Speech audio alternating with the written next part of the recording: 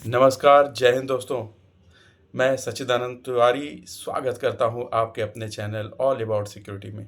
दोस्तों, एक सिक्योरिटी और सेफ्टी प्रोफेशनल होने के नाते मुझे बहुत दिन से ऐसा लग रहा था कि एक इम्पॉर्टेंट टॉपिक है जिस पे मुझे वीडियो बनाना चाहिए और मेरे कुछ व्यूअर्स ने मुझे फ़ोन करके भी बोला कि तिवारी जी एक वीडियो आप life saving rule, cardinal rule, blood rule यानी एक प्लांट और प्रतिष्ठान संस्थान में लाइफ को सेविंग करने के लिए यानी जान का खतरा जो होता है उसको बचाने के लिए कौन-कौन से नियम होते हैं उसके ऊपर एक वीडियो ज़रूर बनाएँ। तो दोस्तों आज मैं ये कोशिश कर रहा हूँ कि बहुत ही सरल शब्दों में आपको बता सकूँ कि life saving rule, cardinal rule या ब्लड रूल होता क्या है। दोस्तों जैसा कि आप इस सब्जेक्ट से ही आप ज पता कर पा रहे होंगे या जान पा रहे होंगे कि लाइफ सेविंग रूल यानी ऐसे रूल जो किसी भी प्रतिष्ठान या संस्थान में हम लगाते हैं, जहाँ पे काम करने वाले हमारे जो कामगार साथी आते हैं, उनका पोटेंशियल रिस्क यानी संभावित खतरा कार्यस्थल पे कम हो जाए। उसके लिए ज़रूरी है कि हर प्लांट, हर ऑर्गेनाइज़ेशन का लाइफ सेविंग रूल अलग-अलग होता है। किसी जगह पे 7 रूल होते हैं, किसी जगह 10 रूल होते हैं, किसी जगह 15 रूल होते हैं, लेकिन वो रूल ऐसे होते हैं कि उस रूल को आपको बनाना है और उस रूल को आपको स्ट्रिक्टली फॉलो कराना है, एडहेरेंस कराना है। उसी कड़ी में अगर देखा जाए तो लाइफ सेविंग रूल का जो शुरुआत होती है, वो यह होती है कि आप किसी भी कार्य को करने से पहले, आप उस कार्य को करने से पहले कैसे स्मार्टली थिंक करके, सोच के उस काम को कर सकते हैं। और दूसरा कि जिस कार्य क्षेत्र पे आप वो कार्य होने जा रहा है, उस कार्य के प्रति उसके कार्य के लिए वह आदमी जो उसके लिए अपॉइंट है, वो कितना निपुण है, वो कितना स्किल है, यानी right skill for right task. उसके बाद हर वर्क करने से पहले परमिट टू वर्क होता है। यानी कोई भी अगर आपके क्षेत्र में, आपके प्रतिष्ठान या संस्थान में कोई भी कार्य होता है, उसके पहले हमारा अगर बोला जाए तो नॉन रूटीन वर्क और रूटीन वर्क। रूटीन वर्क होता है, नॉन रूटीन वर्क होता है, लेकिन नॉन रूटीन वर्क के लिए आपको परमिट टू वर्क की ज़रूरत पड़ती है। और परमिट टू वर्क अथॉरिटी की ज़रूरत क्यों पड़ती है? क्योंकि जो काम हम करने वाले हैं, उसमें क्या कॉन्सिक्वेंसी हो सकती है। तो उसके लिए अगर बात करें कि अगर हाइट पे काम होना है, अगर 1.8 मीटर से ऊपर हाइट पे काम होना है, तो वहाँ पे संभावित खतरा क्या है कि अगर वह पीपीईज़ ना पहने, यानी पर्सनल प्रोटेक्टिव इक्विपमेंट ना पहने और अगर हाइट पे काम कर रहा है, तो वहाँ से वह फ़ॉल हो सकता है, गिर सकता है। यानी वहाँ पे खतरा है, इसलिए उसका परमिट टू वर्क ज़रूर बनना चाहिए।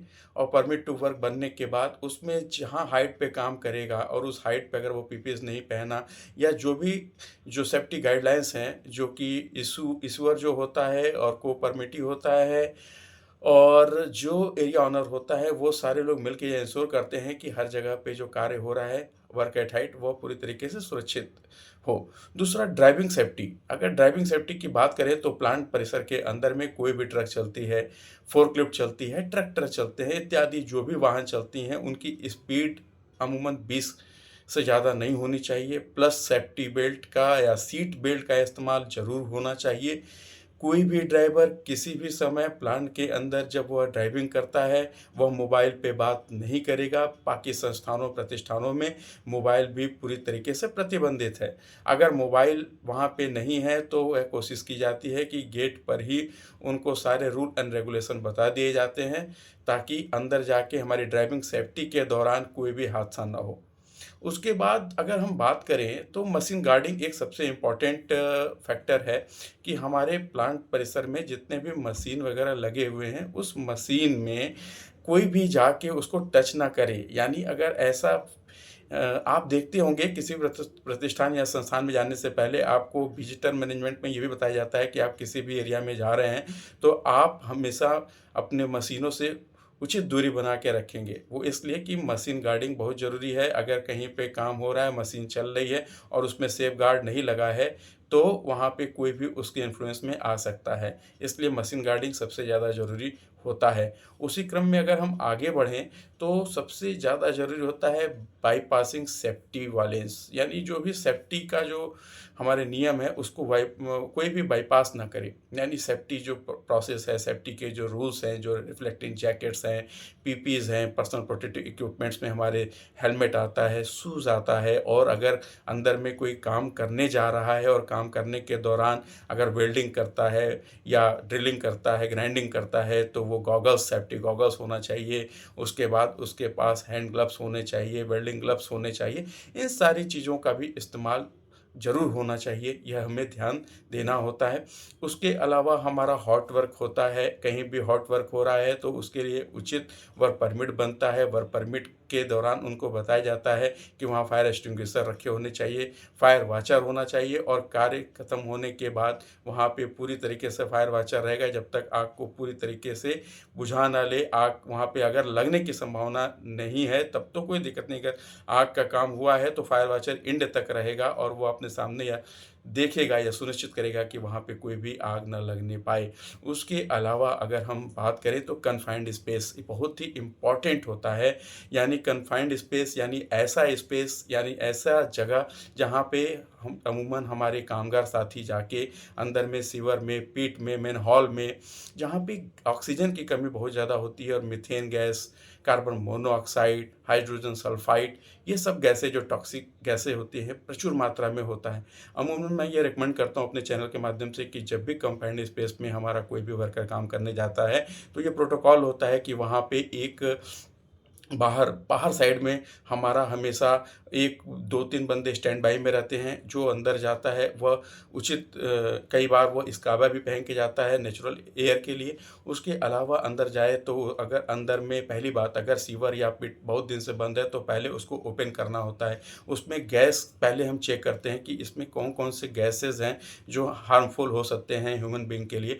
वह सारी चीज़ें हम एग्ज़ॉस्ट फैन के थ्रू उसको बाहर करते हैं, और उसमें जाने से पहले यह हम सुनिश्चित करते हैं कि हमने सारे प्रिकॉशनरी एक्शन ले लिए हैं, और तभी कन्फाइंड स्पेस में हम जाते हैं। दोस्तों, आप लोगों को जान के यह आश्चर्य होगा कि अगर अभी मैं पिछले 15 से 1 महीने की बात करूं तो हमारी इंडस्ट्री में, अलग-अलग इंडस्ट्री में लगभग 15 से 20 केसेस सिर्फ़ और सिर्फ़ हाइड्रोजन सल्फाइड की वजह से हुआ। यानी जो टॉक्सिक गैसें होती हैं हम उसको आइडेंटिफ़ाई किए बिना जब हमारे कोई भी कामगार साथी कन्फाइंड स्पेस पे चले जाते हैं तो कई बार वह सिर्फ़ टॉक्सिक गैस की वजह से दम घुटने से उनकी मृत्यु हो जाती है। इसलिए कन्फाइंड स्पेस के समय आप यह विशेष ध्यान दें कि प्रॉपर वर्क परमिट होना चाहिए, साथ में उनके वॉचर होना चाहिए, और वह जब अंदर जाते हैं एक किट्स भी आता है कि अगर किट में अगर वो किट उनको देते हैं और साथ में जो बाहर में वॉच करता है उनके पास वो किट होता है, इंटीग्रेटेड होता है कि जैसे वह कन्फाइंड स्पेस में अंदर जाता है और वहाँ पे ऑक्सीजन की कमी होती जाती है तो वह उसको आराम से ईज़िली लिफ्ट कर सकता है।